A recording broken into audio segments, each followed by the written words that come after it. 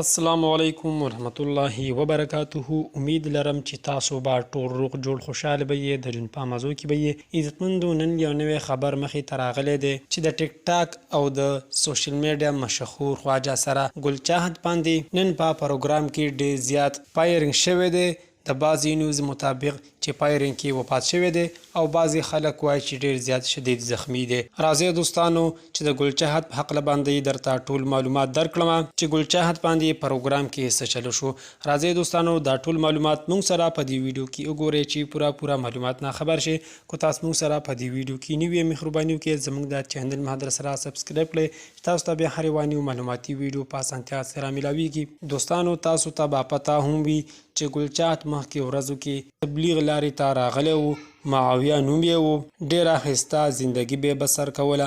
د هغې نه بعد ډایرکټ واپس خپل مردار او پلید کار ته راووتلو. ډېرې زیاتې خلکو دمکینې به ورکولې چې دا کار واپس پرېږده، دې کې ډېره زیاته ګناه ده.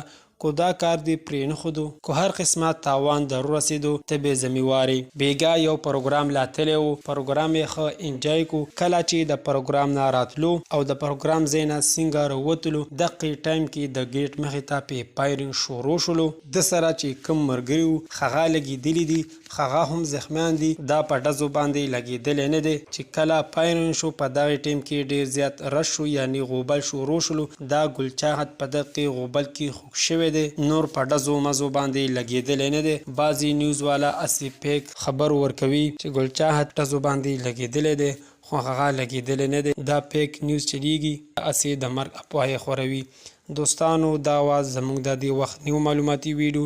د نورو نیو معلوماتي ویډیو دپاره زموږ د سماک ټي وي در سره سبسکرایب کړئ چې تاسو ته به هر یوه نیو معلوماتي او کرنټ ویډیو په اسانتیا سره میلاویږي. والسلام.